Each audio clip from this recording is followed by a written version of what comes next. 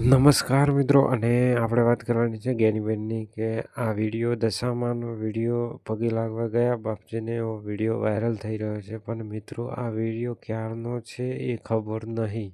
દેખો મિત્રો, અને માતાજીને પગે લાગે છે અને તો બધાની કોમેન્ટો આવે છે કે આવો વિડીયો દશામાનો પગે લાગે છે. તો મિત્રો આ વિડીયો જૂનો છે અને લોકો સબસ્ક્રાઈબ માટે અને ફોલોવર માટે આ વિડીયો જૂના વાયરલ કરે છે. દેખો મિત્રો, આ વિડીયો દેખી લો.